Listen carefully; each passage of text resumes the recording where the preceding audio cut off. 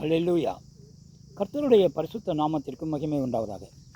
பரலோக பொக்கிஷம் ஆண்டவராகிய இயேசு கிறிஸ்துவினுடைய உயிர்த்தெழுதலின் வல்லமையை குறித்து மார்க்கு புஸ்தகத்தின் நிறைவுரையாக இப்பொழுது நாம் தியானித்து வருகிறோம். இந்த நாளிலே அவருடைய உயிர்த்தெழுதலின் வல்லமையினாலே மகிமையின் மறுரூபம் ஆக்கப்படுதலை குறித்து நாம் தியானிக்கப் போகிறோம். நாம் வாழ்ந்து கொண்டிருக்கிற இந்த உலகம் நமக்கு நிலையான நகரம் அல்ல. வரப்போகிற தேவனுடைய ராஜ்யம்தான், பரலோக ராஜ்யம்தான் நமக்கு நிலையான நகரம். இப்போது அவர் வெகு விரைவிலே இறங்கி வரப்போகிறார். இதற்காக தான் முதல் வருகையாக அவர் பூமியிலே மனிதனாக வந்து நம்மை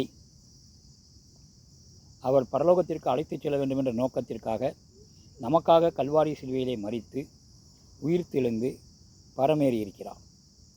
நான் மறுபடியும் வந்து உங்களை என்னோடு கூட சேர்த்து கொள்வேன் என்று வாக்குத்தத்தத்தை குறித்து அதுவரையிலும் நீங்கள் பயப்படாமலும் கலங்காமலும் இருங்கள் என்று சொல்லிவிட்டு பரமேறி இருக்கிறார். ஏறினவர் இறங்க வேண்டுமல்லவா? ஆகவே அவருடைய வருகை சீக்கிரமாகவே இருக்கிறது. கிறிஸ்து அவருடைய வருகையிலே உயிரோடு இருக்கும் கர்த்தருடைய பிள்ளைகள் மரணமடையாமலே ஏனோக்கைப் போல எலியாவைப் போல எடுத்துக்கொள்ளப்படுவார்கள். அது கிறிஸ்துவின் இரகசிய வருகையாகும். ஆகவே அவர் இந்த உலகிற்கு இறங்கி வர மாட்டார். அவர்கள் இரகசியமாக எடுத்துக்கொள்ளப்படுவார்கள். அப்பொழுது அவர்கள் மகிமையிலே ஒரு இமைப்பொழுதிலே மறுரூபப்படுத்தப்படுவார்கள். மறுரூபப்படுத்தவுடன் அவர்கள் ஆண்டவராகிய இயேசு கிறிஸ்துவை காண்பார்கள். எடுத்துக்கொள்ளப்படாதவர்களோ ஆண்டவராகிய இயேசு கிறிஸ்துவை காண மாட்டார்கள். அவர்களுக்கு நித்திய மரணம், நரகம்தான். இதைத்தான் 1 தெசலோனிக்கர் புஸ்தகத்தில் 4ஆம் அதிகாரத்தில் 16, 17, 18 வசனங்களிலே சொல்லுகிறது. ஏனெனில் கர்த்தர் தாமே ஆரவாரத்தோடும் பிரதான தூதனுடைய சத்தத்தோடும் தேவ எக்காலத்தோடும் வானத்திலிருந்து இறங்கி வருவார். அப்பொழுது கிறிஸ்துவுக்குள் மரித்தவர்கள் முதலாவது எழுந்திருப்பார்கள். பின்பு உயிரோடு இருக்கும் நாமும் கர்த்தருக்கு எதிர்கொண்டு போக மேகங்கள் மேல் அவர்களோடு கூட ஆகாயத்தில் எடுத்துக்கொள்ளப்பட்டு இவ்விதமாய் எப்பொழுதும் கர்த்தருடனே கூட இருப்போம். ஆகையால் இந்த வார்த்தைகளினாலே நீங்கள் ஒருவரை ஒருவர் தேற்றுங்கள். ஆகவே மரணமடைந்தவர்களும் அதே வேளையிலே உயிர்த்தெழும்புவார்கள்.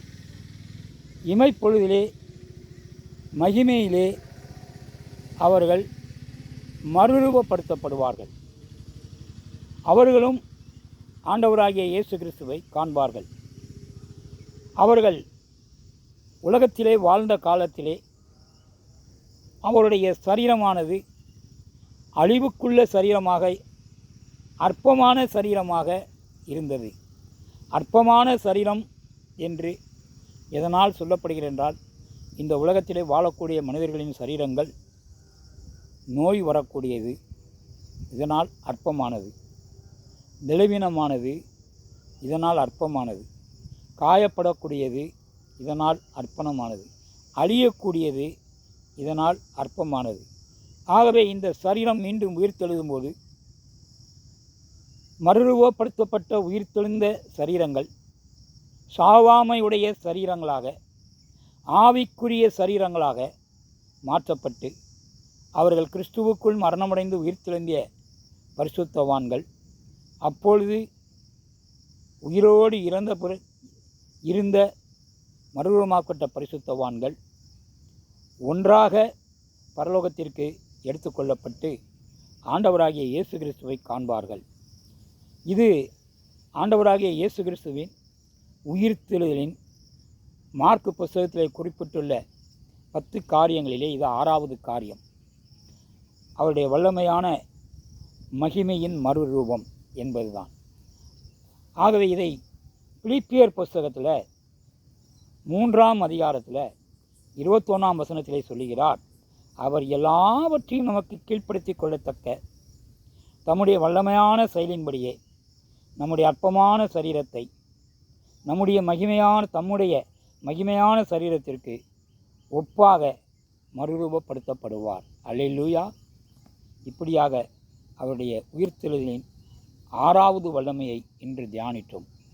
தொடர்ந்து மீதி இருக்கின்ற 4ஐயும் தியானித்து நாம் அடுத்த புஸ்தகத்திற்கு செல்வோம். தேவன்தாமே நம்மை ஆசீர்வதிப்பாராக. கர்த்தருடைய பரிசுத்த நாமத்திற்கு மகிமை உண்டாவதாக. எங்கள் அன்பின் பரலோக பிதாவே, நல்ல ஆண்டவரே, கிருபையும் மகா இரக்கம் உருக்கம் உடையவரே, இந்த நாளிலும் கூட உயிர்த்தெழுதலின் வல்லமைகளை குறித்து கடந்த 5 நாட்களாக தியானித்து வந்திருக்கிறோம். இதை 6வது நாளாக இன்றைக்கு மகிமையிலே மறுரூபப்படுத்துவது இது அவருடைய உயிர்த்தெழுதலின் வல்லமை என்றபடி, உயிர்த்தெழுதினால் நமக்கு கிடைக்கும் பலன் என்றபடி கர்த்தர் இப்படியாக நம்மை ஆசீர்வதித்திருக்கிறார். ஆகவே வருகை மட்டும் நம்முடைய ஆவி, ஆத்மா, சரீரம் குத்தமற்றதாக காக்கப்படும்படியாக நம்மை அவருடைய கருத்தில் ஒப்புக் கொடுப்போம். துதிக மகிமை யாவும் உமக்கே செலுத்துகிறோம் நல்ல பிதாவே. ஆமென். அல்லேலூயா. ஸ்தோத்திரம்.